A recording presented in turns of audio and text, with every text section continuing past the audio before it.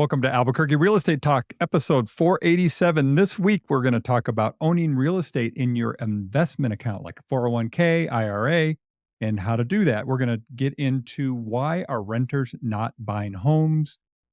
We're going to test Tracy's knowledge on that and see how she does, and how to make strong offers in today's market. It's still a strong seller's market in certain areas and certain properties. So we're going to talk about that, as well as we've got the Parade of Homes this weekend. We've got a lot of open houses this weekend.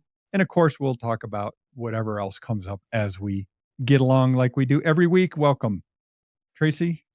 We are Tego and Tracy Venturi with Real Broker here in the Albuquerque metro area. You can reach us at 448-8888 in the 505, of course, or online, welcomehomeabq.com. Tego, I know we have a lot of loyal listeners that talk to us regularly.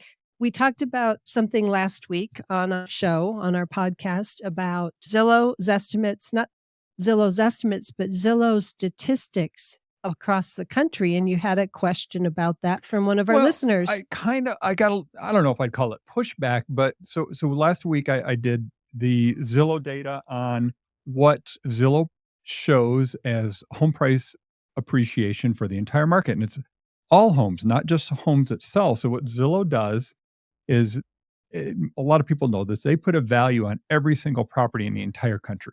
That, using algorithms, using math and all this, data science stuff, they come up with a value for every single property. And most people recognize that those can be way off, because not the individual. Not way off probably isn't the right word, but there can be a discrepancy, because we know that every home, it can look identical on the outside, but it can be very different on the inside. And especially in Albuquerque, where you have certain areas like Corrales, North Valley, South Valley, Los Lunas, East Mountains, where you have such a variety of homes kind of all living together, you can have some discrepancies there, right? Because they're not cookie cutter homes. And so I guess what I'll say is, the pushback was, my value is way off. And it's like, yeah, that's true. On individual homes, it could be off. But when you look at it as total, as aggregate of all the data of all the homes, I've found over the years that it actually tracks really well. And the nice thing about the Zillow data, it's almost real time. Like every month they give you a value estimate. For when we're tracking home sales, like FHFA, which does a home price index, that's like 3 months behind, like a quarter behind.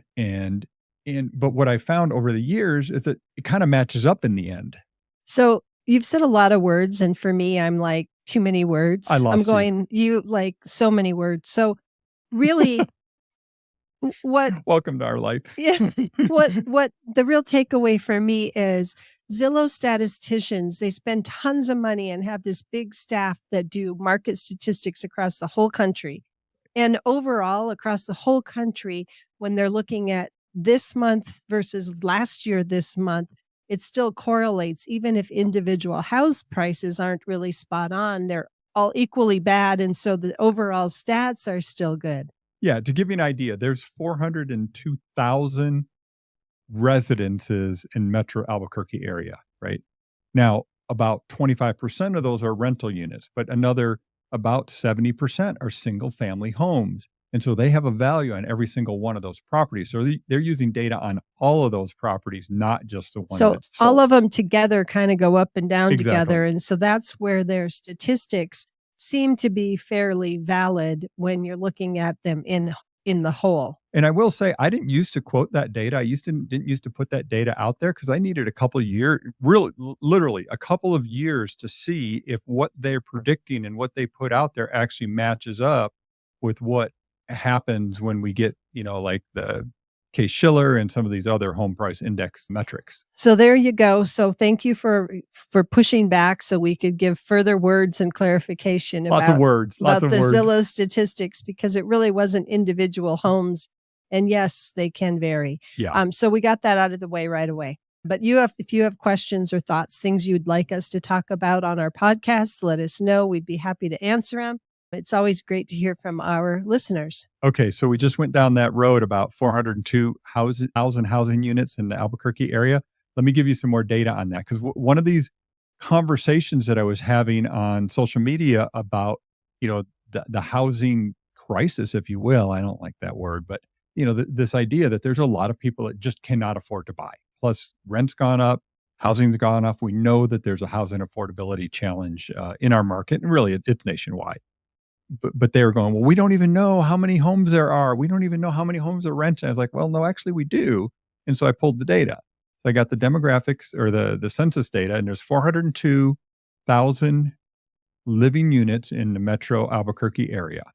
Okay, and of those, 94% of them are occupied and 6% are vacant. And that 6% may sound high, but it's not actually. Nationwide, it's like 12%. The housing units includes apartments? It does. So, apartments, people come and go, and they could be empty for a month here and there while they get it ready for the next tenant, right? So 6% seems low to me. But. Yeah. And that's a really fair point, because that's a really fair point. I didn't even think about that. You're so smart. Yeah, thank you. So 402,000, 73% of those are single family homes. So we do have a high percentage of single family homes in our market compared to other markets, for sure. And then we have, we got a phone problem here. You have to actually stop it. Yeah. And then we have about 20% are multi-unit buildings, right? So apartment buildings, it could be a duplex, fourplex, threeplex, things like that. And about 8% are mobile homes. And of all the housing units, though, 71% are owner occupied and 29% are renter occupied. So it just, there is the data out there, and it's pretty interesting. One other thing that was an interesting takeaway from this census data is that 63% of residents moved into the property that they're living in now since 2010. We've seen that. People are staying in their homes longer, for sure. So that makes sense. So going back to one of the things you said, 8% are manufactured homes. That's just in the Albuquerque metro area. Correct. Because statewide, we know, I think the majority are manufactured. There's a lot of manufactured homes. Yeah, because a lot of the rural areas, that's what's common. I remember that stat from a show we did a few years ago or less. Yeah, so that was interesting. So Tracy, we had that story about, I saw a story. It was a survey that Redfin did about renters and why are they not buying homes? Why are they not moving? Why are they not choosing not to buy? And I asked you, and you said, wait, hold on. Let me talk. Yes. I said, I could have written this story. You could ask me why renters aren't buying, and I can give you. So what you're saying is they didn't need to do a survey. They just needed to ask Tracy. Well, they could ask the renters like they did and publish and put it out there. But when you said it, I said, okay, well, I was going to talk about renters on our show anyway, so I could have done that story. So, okay, so tell me what you found, or not what you found, but what you think. And the question is, what are the reasons that renters are not purchasing homes? So I would say if you talk to a renter, it might be a little bit different than what I say, because I think some of the renters are going to say things that we hear all the time. But really, I think a lot of times renters don't know how to even start the process to become a home buyer, and they think that they don't qualify. I would say that's one of the reasons. I'm going to give you 5, but they're not in any order. So this is not the top, right? I know that made your brain explode, right? Okay. Top 5 reasons that I need a percentage with backup data on each one, please. Not going to happen. Okay. 5 reasons renters are not buying, according to me. Yes. Because, so they don't know that they qualify to buy a house. A lot of people just assume they grow up, they're working hard at life. They just assume they can't afford to buy a house. And they just don't see themselves as a homeowner. Or they don't think they can. Yeah. Right.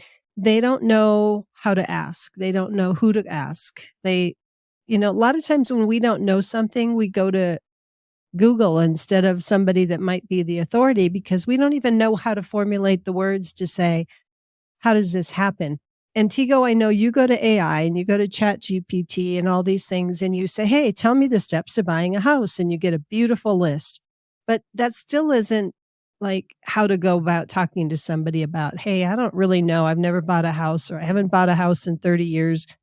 Help me out here. It's humbling. It's humbling to ask. Let me take you off script just for a second here. So It's true. And one of the steps that, a buyer goes through when they're buying a home is inspections and, repair requests. And it's this due diligence related to inspecting the home and asking for the seller to either repair or, give credit for certain things on home. But I mean, that's just a negotiation.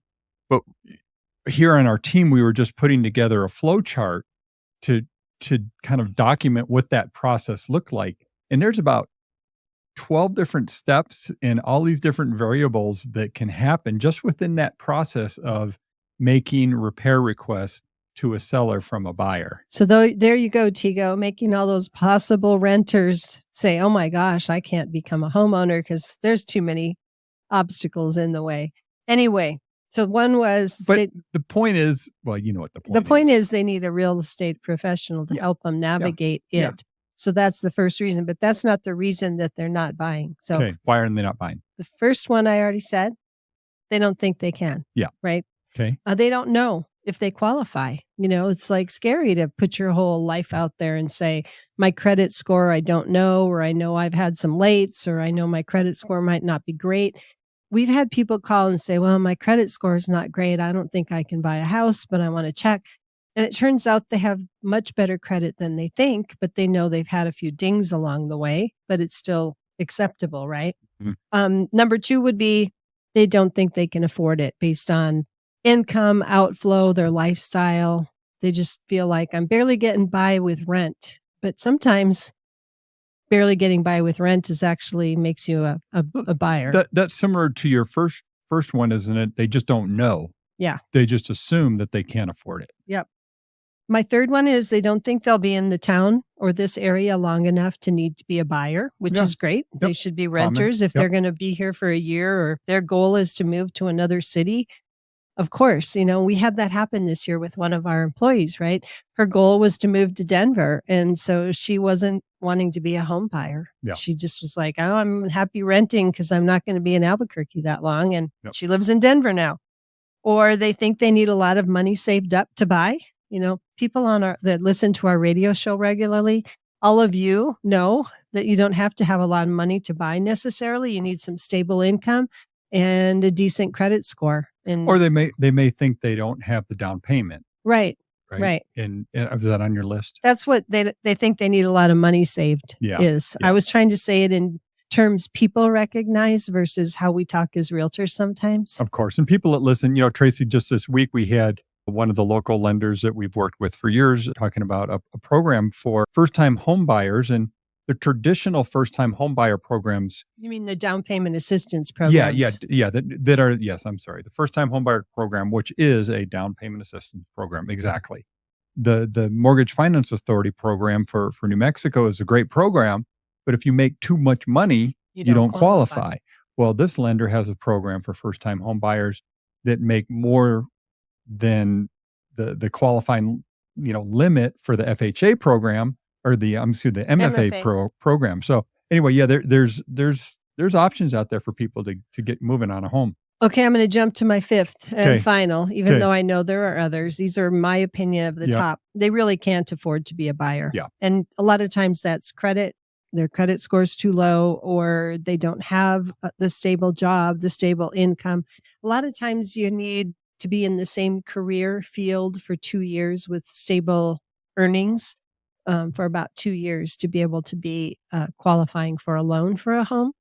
And there are people that just aren't in that position yet. We know several personally who are hoping to become homeowners, and they're in that first year of employment out of college and thinking, when I get my second year in and I'm in this field that I intend to stay in, then I can qualify. So it's interesting on your list. You had a lot of people think this or they believe this, and that maybe they haven't really looked into it and their thing. But on this Redfin survey, the top reasons by far were too expensive. The homes on the market are too expensive. Interest rates are too high. Don't have the down payment. Can't afford the mortgage payment. They were all affordability issues. Affordability, but in the end, it could be exactly what I'm saying, where they just don't know because they're assuming they can't qualify. They're assuming house prices are too high. They're assuming they don't have the credit or the income or the down payment. All of those are wrapped right into what I'm saying. And I think a lot of it is what people believe versus reality Yeah. of, they've been seeing the news, home prices are so high, they assume they haven't asked or looked into it. The thing that was interesting about the survey that jumped out at me is the question, or the answer is of, I'm not interested in owning a home.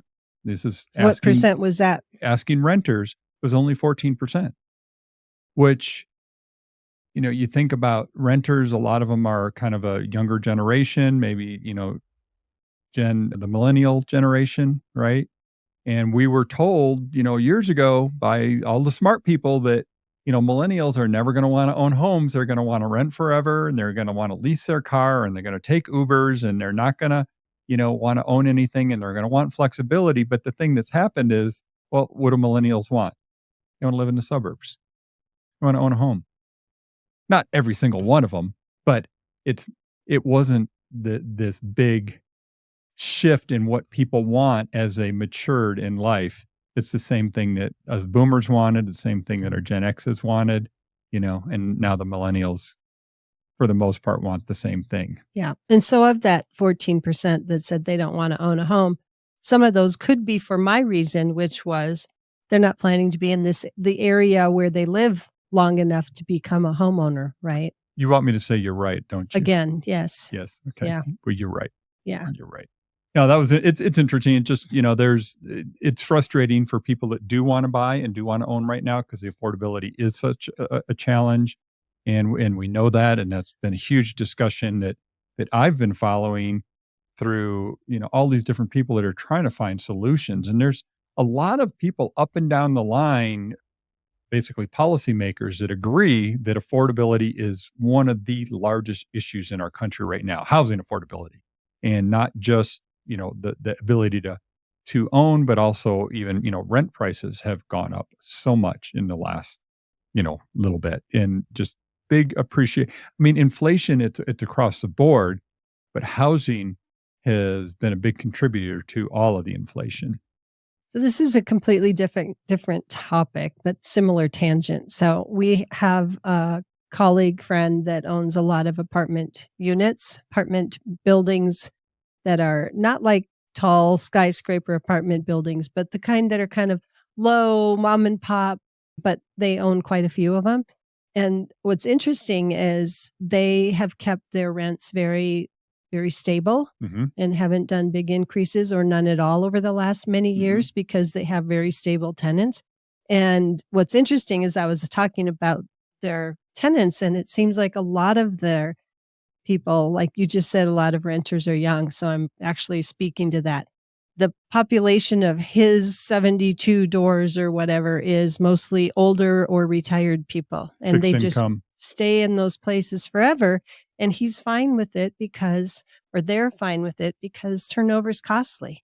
Yeah. And they just keep updating the apartments and doing nice things for these people because they're there and they don't leave and they pay on time, and it just works. So, yeah. I mentioned this a few weeks ago, but there are a lot of apartment units in the pipeline in Albuquerque being built.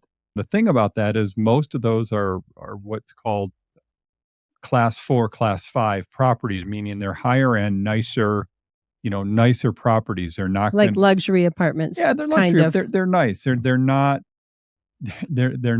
affordable housing, let's just say.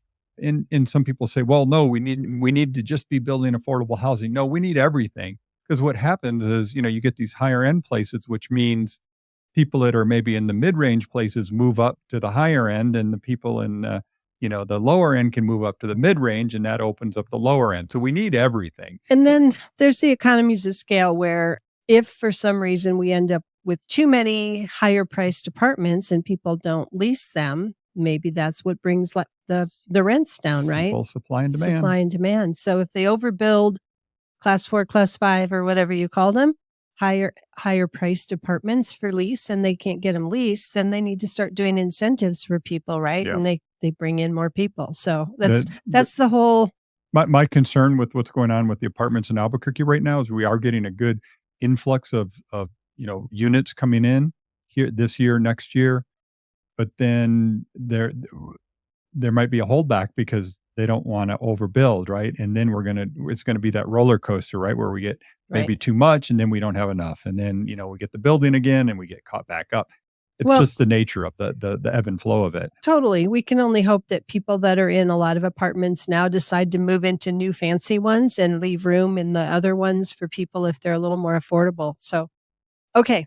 Tego, we have Parade of Homes this weekend and Yes. next weekend. Yes. It's always a great time. I know back when we were looking at building, we went to a lot of open houses and a lot of Parade of Homes to meet builders and see latest trends and styles and color palettes and furnishings and faucets and everything, right? And so this weekend and next weekend, the Homes of Enchantment Parade is going on where you can.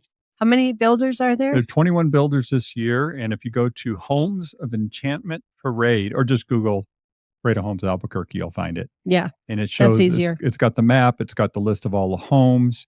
It's I'm going to say the usual suspects, for our market. It's Westway, it's Richmond America, it's Hakes Brothers, it's Abrazo. And it's interesting because like all of those, Westway, Hakes, Abrazo, They're all local. Emerson, Ecoterra, Diego, they're all Twilight. Those are all local builders. Las Ventanas, Scott Yep. Ashcraft, Wazak, David Wazak. So it's a lot of local builders, which is cool. And of course, we've got the Pulte's and we've got the Richmond and we've got DR Horton, which are, larger national builders as well.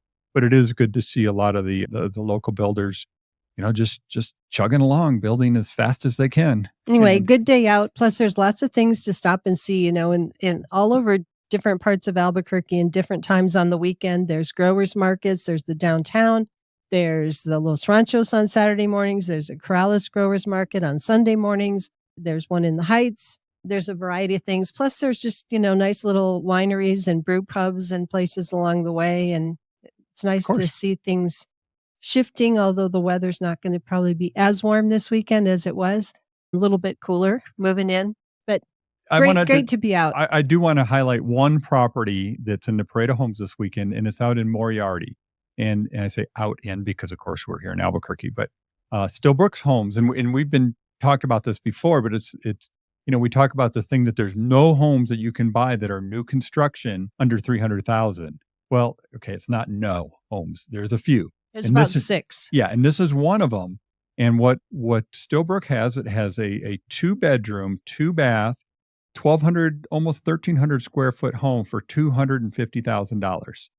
New construction. New construction in Moriarty. So there's an old saying back in the day. It was, drive till you qualify, meaning like as the further you get away from city centers, The more affordable the more house might affordable be. homes are, and there are. So there's the Stillbrook out there, Moriarty. There's some homes in Los Lunas, Belen area that you can get just under 300,000. Just over now, I think, in Los Yeah. Lunas for a 2-bedroom. There's with a few in Rio Rancho. They're small area, like less than 1,000 square foot, but there are some homes out there And- under 300,000. And so, Tego, let me just talk about that for a second. So we helped some first-time home buyers. They put a house under contract. It's, a 25-year-old house, and they've got it like around 260,000 in the city. It's Southwest. And if they were to buy, let's say the 270 or whatever, 50,000 in Moriarty or 279 in Rio Rancho, 2-bedroom house that's brand new construction. Think about the difference of home ownership when you buy new, even if it's smaller and maybe not exactly what you want size wise, probably for the next 10 years or more, your cost of ownership will be less, right? You're going to have, everything's new. Well, one of my mentors and great real estate gurus, his say the number one reason you buy a house is to lock in your housing costs for the next 30 years. Right. Because they can't raise the rent on you. They can't raise the rent on you. And, it's fixed. And, if mortgage rates go down, you have the opportunity to actually lower your housing costs, Right. your monthly costs. But you're fixed on the monthly mortgage if you get a 30-year fixed rate mortgage. The only thing that can change there is your property taxes and your homeowner's insurance, right? But my point is, you buy new construction, that furnace is brand new. You buy a 20-year-old house, it could be that the year you buy it, the furnace stops working, right? You buy a brand new house, the roof is brand new. You get a 20 or 25-year-old house, the roof might have been patched a few times, but might be close to needing a re-roof, right? the cooler might need to be brand new and might need to be replaced on an old house. So even though buying a new construction, you might stretch yourself and pay a little bit more for it. In the next 15 years, chances are your cost of ownership is going to be a lot less, even electricity, right?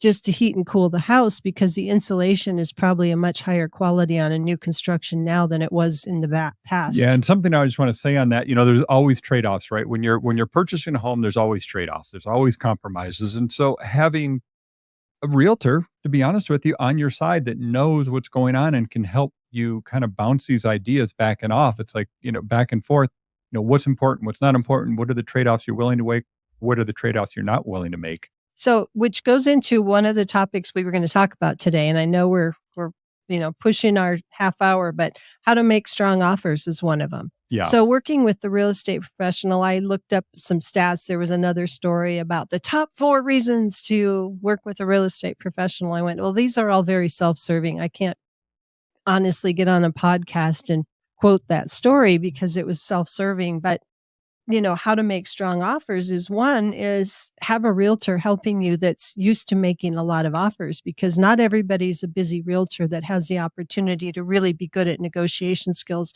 and working with you to structure the offer as best as you can make it to put your best foot forward, because we're still seeing multiple offers on most houses today.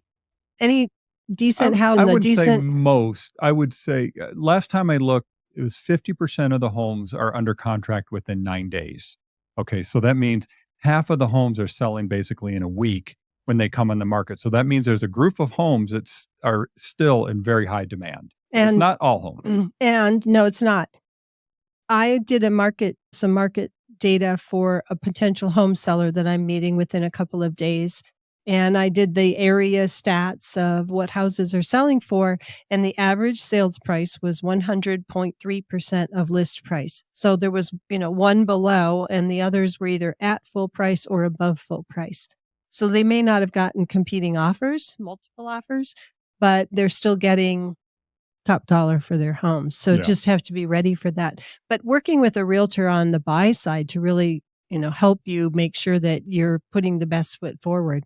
Yeah. So Tracy, lots of open houses this weekend too. Yes. Just one last thing as we wrap up, because I promised it at the top of the show, was buying real estate in your retirement account. You have that is an option, and a lot of people don't recognize that. So Tego, when you left your corporate job, yes, right? You had a big 401k. Big, yeah. You had a 401k. I had a few bucks, yeah. A few bucks in a 401k. And you rolled it over into a self-directed IRA. Correct. And instead of putting it in like a S&P fund or some sort of investment fund or a stock or something, you used that money in that account to buy real estate. Correct. And that is an option for people. Not every company that does self-directed IRAs, that manage self-directed IRAs, can do it. But there are companies that do allow you to buy alternative to the standard, stocks, bonds, that type of stuff. There's some that let you buy gold. There's some that let you buy real estate or other types of assets that may appreciate over time. So just something to think about if you're looking to invest in real estate and you want to, use that money maybe you have in your IRA to do that, you can do that. So you can look into it and find out about it. There's quite a bit out there on there. So it's one strategy a lot of people use to kind of diversify their investment portfolio. For sure. Own some real estate. So we are the Venturi Group with Real Broker. It's Tego and Tracy. As always, this was 487, Tracy, and thrilled to be doing this show every week, keeping up with what's going on in the real estate market all around the country and here in Albuquerque, of course. And if you need to get us, you can call us at 505-448-8888. And on our website, is welcomehomeabq.com, and we've got an open house tab there. A lot of open houses this weekend in addition to the Parade of Homes. So we'd be happy to schedule some time with you. If you want to see some homes in person, we could certainly set a tour up. Just give us a ring at that 448-8888 and we'll get you going.